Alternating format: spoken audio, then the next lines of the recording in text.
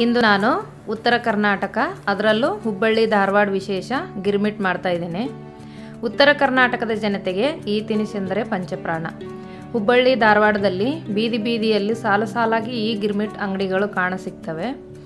ಗಿರ್ಮಿಟ್ ಎನ್ನುವುದು ಉತ್ತರ ಕರ್ನಾಟಕದ ಒಂದು ಸ್ಪೆಷಲ್ ತಿಂಡಿ ಅಥವಾ ಸ್ನ್ಯಾಕ್ಸ್ ಅಂತಲೂ ಹೇಳ್ಬೋದು.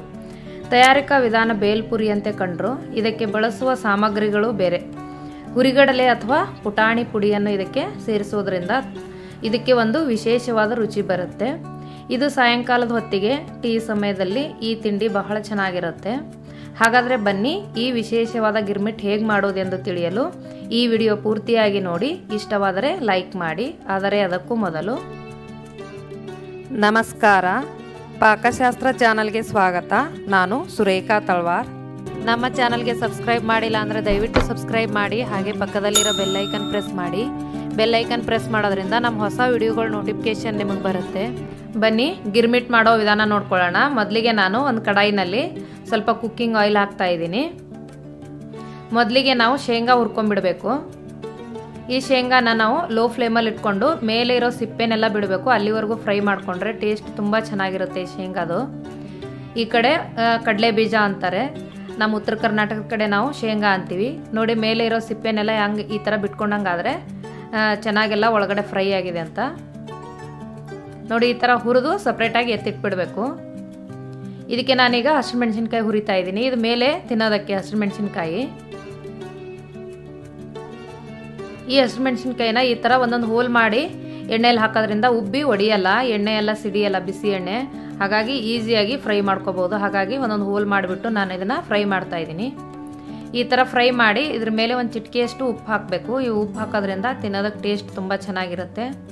ನಮ್ಮ ಕಡೆ ಉತ್ತರ ಕರ್ನಾಟಕದ ಕಡೆ ಈ ಥರ ಊಟಕ್ಕೂ ಸಹ ಈ ಥರ ಮೆಣಸಿನ್ಕಾಯಿ ಹುರಿದು ಬಾಡಿಸ್ಕೊಳ್ಳೋದು ಅಂತೀವಿ. ಆ ಥರ ರೆಡಿ ಮಾಡ್ಕೋತೀವಿ. ಈಗ ನಾನು ಒಗ್ಗರಣೆಗೆ ಸಾಸಿವೆ ಜೀರಿಗೆ ಹಾಕ್ತಾ ಇದ್ದೀನಿ. ಹಸಿರು ಮೆಣಸಿನ್ಕಾಯಿ ನಿಮಗೆ ಖಾರಕ್ಕೆ ಎಷ್ಟು ಬೇಕೋ ಅಷ್ಟು ನೀವು ಯೂಸ್ ಮಾಡ್ಕೋಬಹುದು. ಈ ಗಿರ್ಮಿಟ್ಟು ಚಿಕ್ಕವರಿಂದ ದೊಡ್ಡವರವರೆಗೂ ಎಲ್ರಿಗೂ ಇಷ್ಟ ಆಗುತ್ತೆ. ನಾನೀಗ ಈರುಳ್ಳಿ ಒಂದು ಅರ್ಧದಷ್ಟು ಈರುಳ್ಳಿ ಮೇಲೆ ಗಿರ್ಮಿಟ್ಕಾಯಿ ಹಾಕಕ್ಕೆ ಇಡ್ತಾ ಇದ್ದೀನಿ. ಒಂದು ಅರ್ಧದಷ್ಟು ನಾನು ಒಗ್ಗರಣೆಗೆ ಹಾಕ್ತಾ ಇದ್ದೀನಿ. ಇದರೆಲ್ಲ ನೀರಿನಂಶ ಹೋಗೋವರೆಗೂ ಇದನ್ನ ಫ್ರೈ ಮಾಡ್ಕೋಬೇಕು.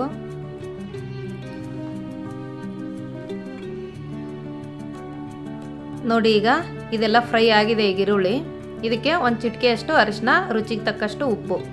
ಈ ಚುರುಮುರಿನಲ್ಲಿ ಉಪ್ಪಿರುತ್ತೆ, ಹಾಗಾಗಿ ನಾವು ಉಪ್ಪು ಸ್ವಲ್ಪ ಕಡಿಮೆನೇ ಹಾಕಬೇಕು. ಈ ಮಸಾಲೆಗೆ ಎಷ್ಟು ಬೇಕೋ ಅಷ್ಟು ಮಾತ್ರ ನಾವು ಉಪ್ಪು ಹಾಕಬೇಕು. ನೋಡಿ ಈಗ ಟೊಮೆಟೊ ಹಾಕ್ತಾ ಇದ್ದೀನಿ. ಹುಣಸೆ ಹಣ್ಣು ಹಾಕ್ಬೇಕು ಇದಕ್ಕೆ, ಹಾಗಾಗಿ ನಾನು ಸ್ವಲ್ಪ ಟೊಮೆಟೊ ಹಾಕ್ತಾ ಇದ್ದೀನಿ. ಒಂದು ಅರ್ಧದಷ್ಟು ಇದರಲ್ಲೂ ಟೊಮೆಟೊ ಒಗ್ಗರಣೆಗೆ ಹಾಕಿದ್ದೀನಿ, ಅರ್ಧದಷ್ಟು ಗಿರ್ಮಿಟ್ಗೆ ಮೇಲೆ ಹಾಕಕ್ಕಿಟ್ಟಿದ್ದೀನಿ. ಈಗ ನಾನು ಹುಣಸೆ ಹಣ್ಣು, ಇದಕ್ಕೆ ಮೇನ್ ಇಂಗ್ರೀಡಿಯೆಂಟ್ಸು ಹುಣಸೆ ಹಣ್ಣು ಬೇಕೇ ಬೇಕು. ಹುಣಸೆ ಹಣ್ಣು ಇಲ್ಲ ಅಂದರೆ ಟೇಸ್ಟ್ ಆಗಲ್ಲ. ನೋಡಿ ನಾನು ಈ ಥರ ಹುಣಸೆ ಹಣ್ಣಿನ ರಸ ಮಾಡಿ ಇಟ್ಕೊಂಡಿದ್ದೀನಿ, ಅದನ್ನು ಹಾಕ್ತಾ ಇದ್ದೀನಿ. ಹುಣಸೆ ಹಣ್ಣು ಒಂದು 10 ನಿಮಿಷ ಬಿಸಿ ನೀರಲ್ಲಿ ನೆನೆಸಿಟ್ಟು ಈ ಥರ ರಸ ರೆಡಿ ಮಾಡ್ಕೋಬೇಕು.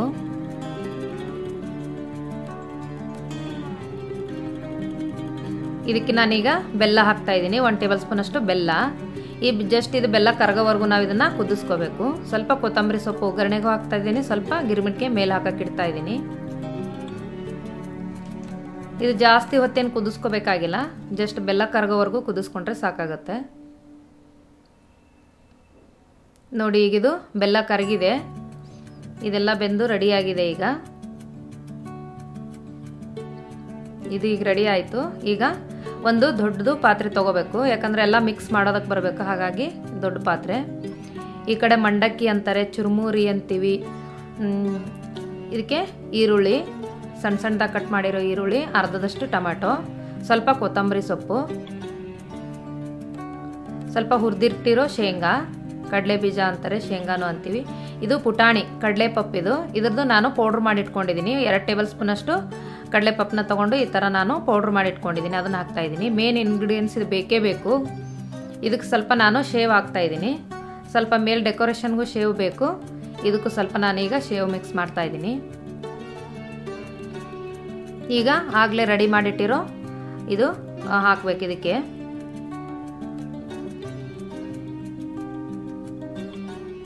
ನೋಡಿ ಗಿರ್ಮಿಟ್ ರೆಡಿ ಆಯಿತು. ನಾವು ಈ ಮಸಾಲೆನ ಮಾಡಿ ಫ್ರಿಜ್ಜಲ್ಲಿ ಇಟ್ಕೊಂಡ್ರೆ ಒಂದು ವಾರದವರೆಗೂ ಇಟ್ಕೋಬೋದು. ಆ ಮಸಾಲೆ ಹುಣಸೆ ಹಣ್ಣೆಲ್ಲ ಹಾಕಿ ಮಾಡಿರೋ ಮಸಾಲೆ. ನಾವು ಈರುಳ್ಳಿ ಜಸ್ಟ್ ಕಟ್ ಮಾಡಿ ಹಾಕಿದ್ರೆ ಸಾಕು. ಮೇಲೆ ಸ್ವಲ್ಪ ನಾನೀಗ ಸೇವ್ ಹಾಕ್ತಾ ಇದ್ದೀನಿ. ಇದಕ್ಕೆ ಆಗಲೇ ಹುರಿದಿಟ್ಟಿರೋ ಹಸಿರು ಮೆಣಸಿನಕಾಯಿ. ಟೇಸ್ಟು ಸೂಪರ್ ಆಗಿರುತ್ತೆ. ನೀವು ಕೂಡ ನಿಮ್ಮ ಮನೇಲಿ ಟ್ರೈ ಮಾಡಿ ನೋಡಿ.